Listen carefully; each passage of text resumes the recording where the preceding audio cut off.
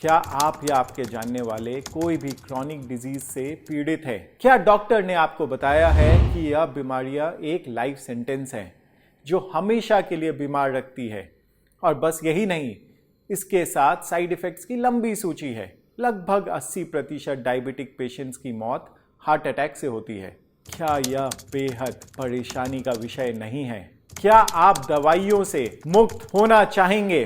हाँ या हाँ? कैसा होगा हमारा फ्यूचर ऑफ मेडिकल साइंस? क्या हम क्रॉनिक डिजीज का सोल्यूशन खोज पाएंगे? इसके लिए हमें कुछ साल पीछे जाना होगा। अगर हमें टाइम मशीन मिल जाए और हम कुछ साल पीछे जा पाए तो वह कितना इंटरेस्टिंग होगा। ह्यूमन रेस को अर्थ पे आए हुए 3 लाख साल से ज्यादा हो गए, पर ज्यादा पीछे नहीं, 125 साल पहले 1900 में चलते हैं। कोई प्लेन नहीं है, कोई कार तक नहीं है, और एवरेज लाइफ स्पैन सिर्फ 30 से 31 साल। बहुत मुश्किल होगा इस टाइम में जीना। अपन को तो नहीं जमेगा। कुछ आगे आते हैं 1982, जब मेरा जन्म हुआ था। लाइफ एक्सपेक्टेंसी 30 साल से डबल होकर 60 साल हो गई है, क्योंकि हमने इन्फेक्शियस डिजीजेस जैसे typhoid, TB, malaria, chicken pox, small pox जैसी बीमारियों पर लगभग जीत हासिल कर ली है।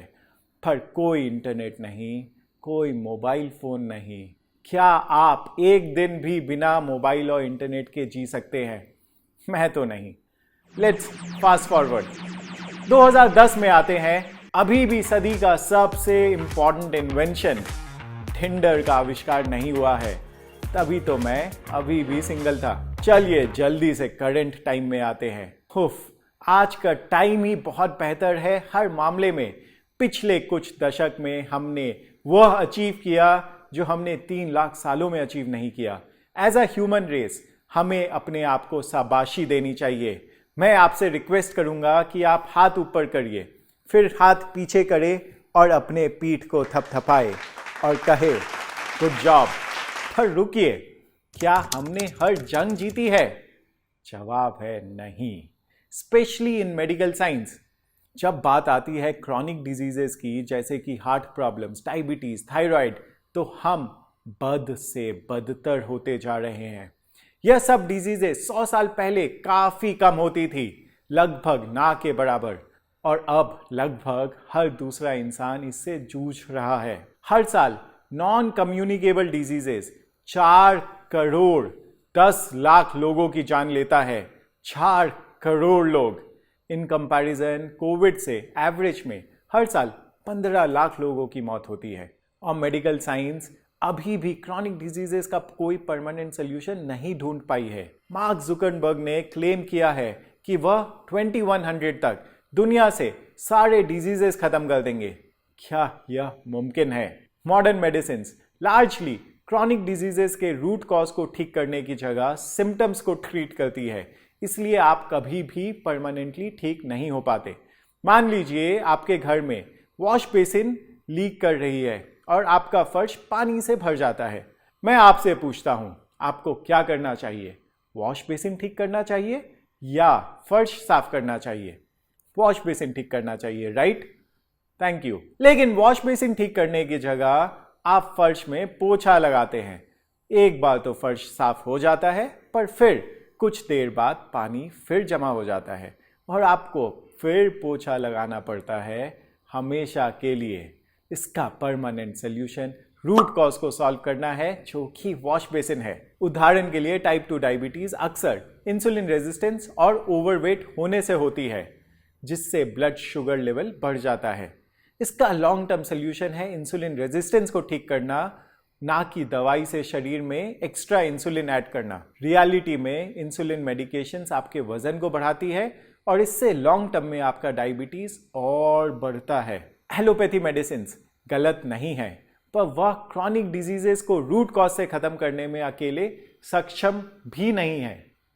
दुनिया भर में अलग अलग फॉर्म्स ऑफ मेडिसिन है। For example allopathy, homeopathy, Ayurveda, naturopathy, nutrition science etcetera.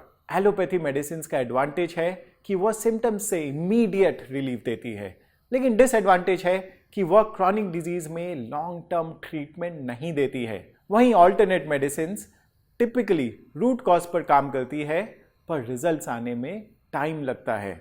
लेकिन आपको हमेशा एक फॉर्म ऑफ मेडिसिन को चूज करना पड़ता है। या कोई राहुल गांधी और मोदी थोड़ी ना है कि हमें एक ही चूज करना पड़े। क्यों नहीं हम एलोपैथी मेडिकेशंस और ऑल्टरनेट मेडिसिन को कंबाइन करके both long term and short term solution पाए? क्यों हम अपने डिजीजेस के लिए best of all medical science का फायदा नहीं उठाए? क्या कोई सोल्यूशन है? इसका सोल्यूशन है फंक्शनल मेडिसिन और फंक्शनल न्यूट्रिशन। यह फ्यूचर ऑफ मेडिसिन है जो best practices of different medical sciences को साथ में जोड़ता है। यह सिर्फ सिम्टम्स को ट्रीट नहीं करता पर रूट कॉजेस को भी ट्रीट करता है। यह एलोपैथी मेडिसिन के अगेंस्ट नहीं है, पर साथ ही साथ वह यह भी समझता है कि लाइफस्टाइल डिजीजेस गलत लाइफस्टाइल से होती है और बिना लाइफस्टाइल ठीक किए कभी भी प्रॉब्लम का परमानेंट सोल्यूशन नहीं निकल सकता है। थॉमस एल्वा एडिसन ने कहा था, भविष्य के डॉक्टर सिर्फ मेडिसिन नहीं देंगे बल्कि वह अपने पेशेंट्स को उनके बॉडी की देखभाल में, डाइट में और डिजीजेस के कॉज एंड प्रिवेंशन में इंटरेस्ट दिलाएंगे। फंक्शनल मेडिसिन यूएसए में ऑलरेडी काफी पॉपुलर है, वहां लाखों लोग इसका फायदा उठा रहे हैं। इंडिया में भी टॉप डॉक्टर्स इसकी वैल्यू समझ रहे हैं। For example, India top cardiologist doctor Naresh Trehan of Medanta hospital ने कहा है कि वह आयुर्वेदा एलोपैथी को कंबाइन करके इंटीग्रेटेड मेडिसिन ऑफर करना चाहते हैं। फंक्शनल न्यूट्रिशन एक हॉलिस्टिक सोल्यूशन है जिससे लाइफस्टाइल और क्रॉनिक डिजीजेस का लॉन्ग टर्म इलाज किया जाता है। इसका ध्यान diet, lifestyle, water intake, sunlight exposure, digestive health, mitochondrial health और डिटॉक्सिफिकेशन पर होता है। फंक्शनल न्यूट्रिशन के मैं कुछ इंपॉर्टेंट पॉइंट्स बताता हूं जो कि इसे काफी अलग बनाता है। Point number 1, functional nutrition symptoms पर नहीं, रूट कॉज पर फोकस करता है और इस कारण यह आपके क्रॉनिक डिजीजेस को रिवर्स करने में मदद करता है। अगर आप जिंदगी भर मेडिसिन में डिपेंडेंट नहीं रहना चाहते तो आपको इसका फायदा जरूर उठाना चाहिए। एक बीमारी कई कारण, एक कारण कई बीमारियां।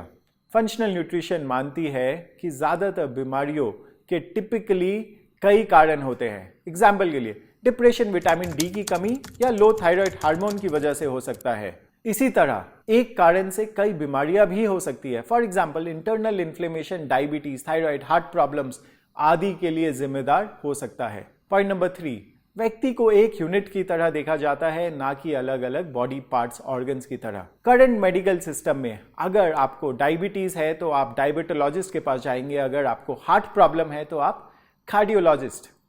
ये माना जाता है कि हमारे बॉडी का हर पार्ट अलग अलग काम करता है, जो कि बिल्कुल सही नहीं है।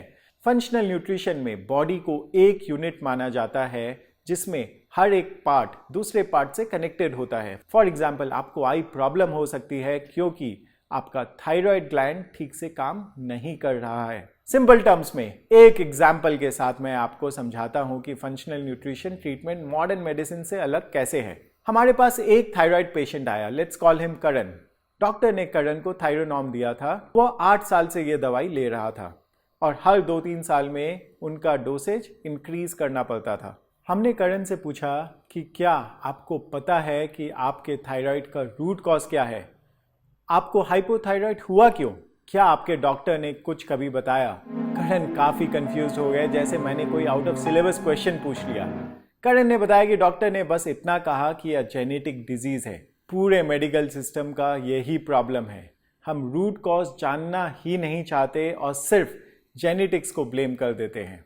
हमने करण के कुछ डिटेल लैब टेस्ट करवाए, जैसे कि T3, T4, nutritional deficiencies, toxicity levels, inflammation indicators और थायराइड एंटीबॉडीज, और हमें पता चला कि उनके थायराइड एंटीबॉडीज हाई थे, जिसका मतलब उन्हें ऑटो इम्यूनिटी प्रॉब्लम थी, जिसमें उनकी बॉडी की इम्यून सिस्टम उनके बॉडी को ही फाइट कर रही थी। इस कंडीशन को हाशिमोटोज डिजीज कहते हैं और 80% हाइपोथायराइड पेशेंट्स को यही प्रॉब्लम होता है।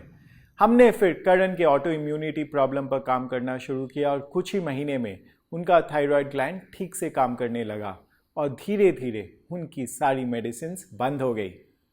हिप्पोक्रेटस, फादर ऑफ मेडिसिन, ने कहा था, हर एक व्यक्ति में अपनी नेचुरल हीलिंग पावर है जो ठीक होने की सबसे बड़ी शक्ति होती है। हमारा खाना ही हमारी सबसे अच्छी दवा है। क्या आप नहीं चाहेंगे कि फ्यूचर ऑफ मेडिसिन वापस से इस सिद्धांत को माने? क्या आप नहीं चाहेंगे कि हम हमेशा हेल्दी रहे और मेडिसिन से हमें मुक्ति मिले? हाँ और हाँ। Thank you. अगर हम सब इस सिद्धांत को मानते हैं तो हमें 2100 तक वेट नहीं करना होगा दुनिया को लार्जली डिजीज फ्री बनाने के लिए। क्या आप मेरे साथ एक प्लेज लेंगे? मैं आज से अपने लाइफस्टाइल डिजीजेस को रूट कॉज से ठीक करूंगा या करूंगी। Thank you.